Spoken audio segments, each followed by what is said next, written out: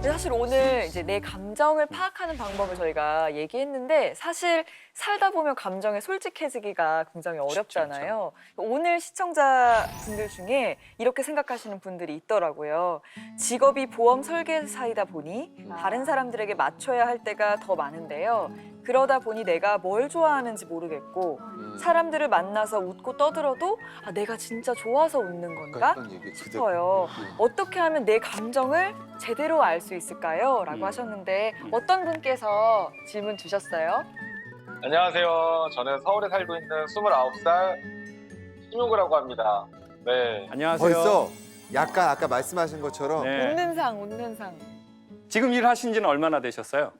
지금 이제 4년 차 됐습니다. 4년 차. 네. 그런 교육을 좀 받으셨습니까? 아니면 선생님의 성향이 그렇게 해서 영업을 해야지라고 생각하셨어요? 네. 어릴 때부터 이제 제가 남한테 제 기분이 안 좋은 거 이런 걸 표현하는 게 거의 없었던 것 같아요. 그래서 화를 내본 적이 없어요. 아, 그래요? 진짜? 네. 저는 계속 이제 웃고만 지내다 보니까 내가 화를 내면 이 사람들이 제가 화를 냈다는 것에 대해서 부담스러워할 수 있고 제 스스로가 표현을 하는 게 너무 어색해요, 이제. 근데 제 같은 경우에는 왜 그랬었냐면요. 제가 전에 목소리를 되게 정중하게 하고 다녔어요. 안녕하세요, 이렇게. 성악 전공했거든요. 그래서 이제 뭐 식당 가서도 단무지 떨어졌습니다. 어우. 안녕하세요. 네, 이러고 다녔어요. 근데 제가 친한 전라도 형님이 있었는데 그분이랑 같이 남산 2호 터널인가를 가는데 2,000원 받거든요. 그래서 제가 창문 딱 내리우니까 제가 이렇게 했어요. 감사합니다. 그랬더니 그 옆에 있던 전라도 형님이 이러는 거예요. 안 감사하잖아요. 그래서 제가 예? 그랬더니 안 감사하잖아요 지금. 아. 그 목소리 가짜인데? 아. 그게 처음엔 너무 화가 나는 거예요. 그래서 계속 생각해 보니까 제가 왜 감사합니다 이렇게 했냐면 이런 느낌을 주고 싶었어요. 저 예의 바른 사람이죠? 저 이 터널을 지나는 수많은 사람하고 달라요. 사람들 보통 무례하게 그냥 말도 안 하고 오히려 그분들이 좋은 하루 되세요 하고 해도 그냥 가는 사람이 있다고요. 그래서 내가 특별한 인간이라는 걸 보여주고 싶었나 봐요. 그래서 진짜 감사하지도 않은데 감사합니다 이렇게 한 거죠. 그래서 연습했어요.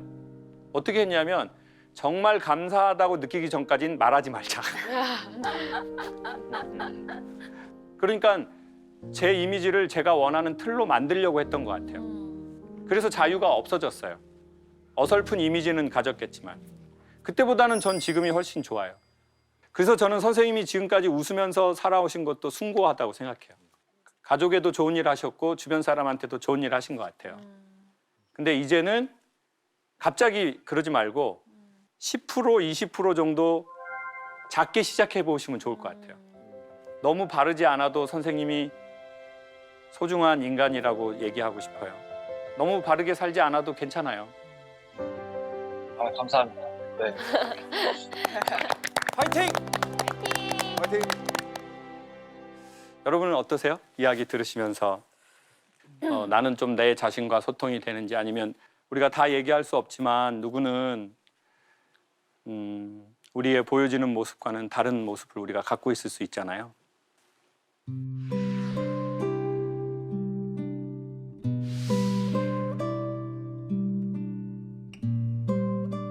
제가 어려서 어머니 아버지가 다툼을 많이 하시니까 제가 얼굴에 메이크업을 했어요.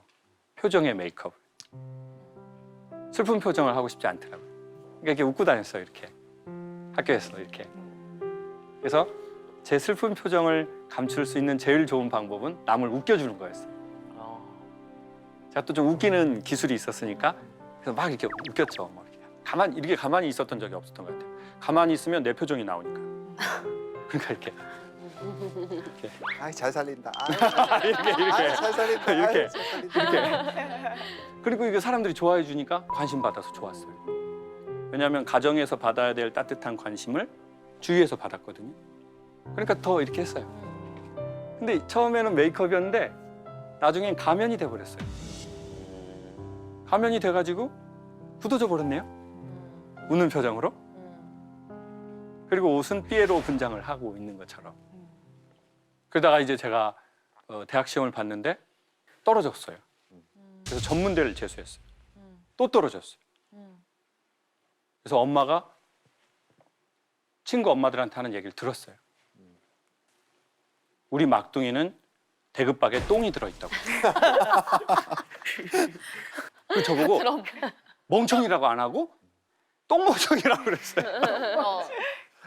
근데 그 얘기를 제가 엄마가 친구들하고 하는 걸 들어버렸네요. 그래서 제가 나는 전문대도 떨어졌고 재수해서 엄마는 날 똥멍청이라고 부끄러워하고 그럼 죽어야지. 그래 죽어야지. 가치가 없으니. 버려야 돼. 가치가 없는 건. 그리고 이제 마지막에 안 좋은 생각을 하고 희한하게 전화 한번 해보고 싶더라고요. 근데 제가 나 죽고 싶어. 너무 힘들어. 내 이 맨 얼굴을 보여줘야 되잖아요. 근데 나는 이 맨 얼굴을 보여준 적이 없어. 없잖아요. 밝은 척. 아무 문제 없는 척. 괜찮은 척. 근데 마지막으로 전화해서 했겠죠. 전화해서 무슨 소리가 듣고 싶을까요? 우리가 그런 상황이 되면. 무슨 소리가 듣고 싶을 것 같아요? 왜 그래? 무슨 일인데? 왜 그래? 무슨 일인데? 보고 싶어? 보고 싶어? 나는 네 마음 이해해. 난 네 마음 이해해. 저는 이 말을 듣고 싶었어요.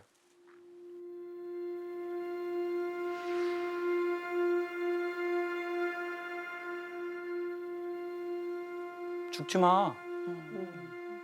창호가 죽지 마. 너 어디야? 내가 지금 갈게.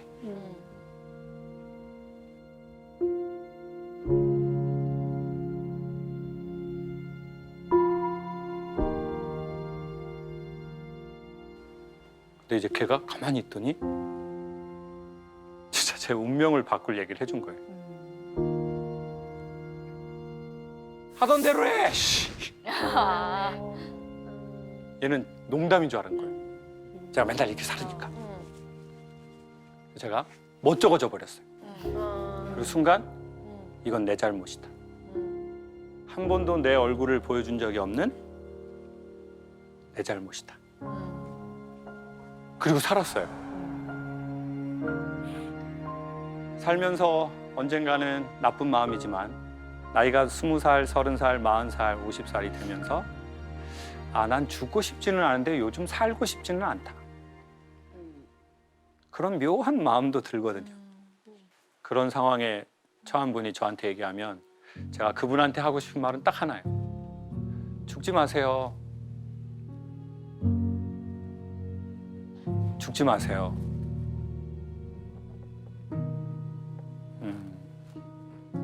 절대 죽지 마세요. 제가 그 말 듣고 싶었고 저도 그 말 해드리고 싶어요.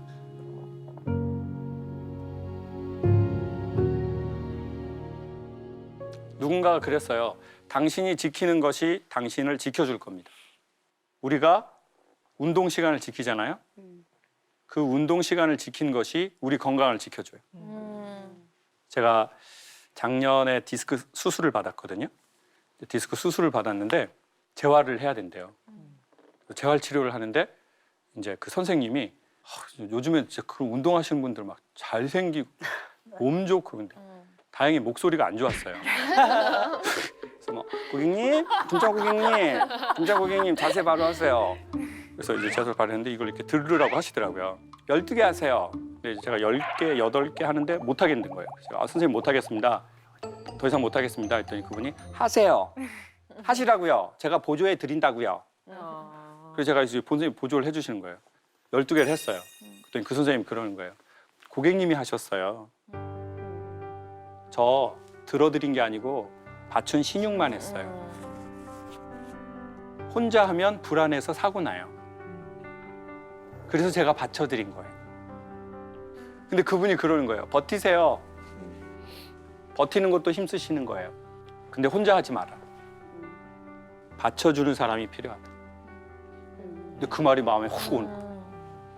PT 신청 연장하셔야 되겠어요? 안 하셔야 되겠어요? 해야죠. 하겠습니다. 10회. 해야죠. 수립하겠습니다. 10회. 10회 이상 더 할 수 있어요. 2개 더 할 수 있어요. 12회. 사실 검색창에 제 이름을 치면 2가지 질문이 제일 많아요. 결혼했나요? 2번째, 이혼했나요? 이게 제일 많아요. 이제 저에 대한 궁금증이 그 2개를 제일 궁금해하세요. 좀 나이가 있으신 어머니들은 김 선생 결혼했어요? 결혼했어? 어머니 왜 그러세요? 딸을 주고 싶어. 딸을 주고 싶어. 우리 딸 결혼 안 한 딸이 있는데. 그래서 이제 저도 딸 있다고 그랬어요. 저도 딸 있다고 그랬어요. 어머니 딸 안 줘도 된다. 그냥 각자 집에서 키워보자. 딸을 줬다 받았다 하는 거는 적절치는 않은 것 같아요. 자기가 태어난 집에서 사는 게 괜찮지 않겠냐. 근데 저도 이제 결혼하고 아이를 갖고 싶지 않았어요, 처음에. 왜냐면은 이제 제가 이렇게 화목한 가정에서 자라지 못했기 때문에 난 엄청 화목한 가정 애들 막 이렇게 이루어야지 이런 생각이 아니라 괜히 분란을 생길 걸 만들지 말자. 그런 마음을 먹어서 그런지 아이가 자연적으로 안 생기더라고요. 그래서 이제 병원에서 되게 어렵게 3번 만에 생긴 아이예요.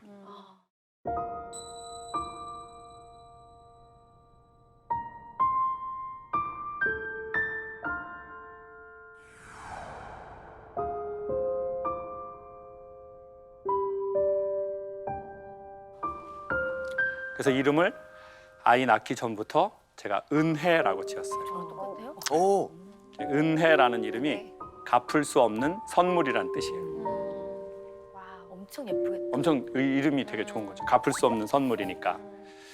근데 이제 딸이 그 유치원을 갔는데 적응을 못 하는 거예요. 그래서 이제 유치원을 데려주는데 맨날 우는 거예요. 그거 안 가겠다 그러고. 그래서 제가 이제 은혜야, 유치원도 안 가면 어떡하려고 그러냐. 그럼 이제 제가 이렇게 신발 이렇게 신는 때도 이제 계속 저를 보면서 신발을 벗더라고요. 이렇게. 그리고 이제 갈 때도 이렇게 가는 거예요. 너무 멋있어. 가기 싫으니까. 보내면서도 마음이. 그러면서 아이고 이제 제가 무슨 대단한 것도 아니고 뭐 이것도 적응 못하면 얘가 앞으로 살면서 뭘 어떻게 하려고 그러나. 근데 갑자기 그 순간 머리가 띵 해지면서 엄마가 저한테 전에 하셨던 얘기가 생각나는 거예요. 엄마가 저한테 뭘 했냐면 이랬거든요. 창호가 너 너희 딸 귀엽지? 엄마도 너 그렇게 키웠어잉? 근데 갑자기 눈물이 거기서 유치원 앞에서 막 나는 거예요. 딸 때문에 눈물이 나는 게 아니라 누군가가 나를 이 눈빛으로 40년, 50년을 봤구나. 이 아련한 눈빛으로. 그래서 그런 생각이 들었어요. 저는 결혼은 안 해도 사랑은 해봤으면 좋겠다는 생각이 들었어요. 왜냐하면 그래야 자기가 사랑받았던 것을 비로소 깨닫는 것 같아요. 그 대상이 누구든, 자녀이든 연인이든 음악이든 무엇이든 인간으로서 태어났다면 진심으로 사랑하는 게 한 번은 있었으면 좋겠다. 왜냐하면 그래야 자기가 받은 사랑을 비로소 깨닫기 때문이다. 그러니까 내 존재로서 받은 사랑이잖아요. 내가 뭘 잘해서 엄마가 날 사랑한 건 아니잖아요. 그래서 인간이 소중하고 귀한 것은 내 성과 때문이 아니라 그냥 나로서 소중한 것이다. 그것을 기억하고 깨달으려면 누군가를 사랑해 보는 것은 중요한 일이다.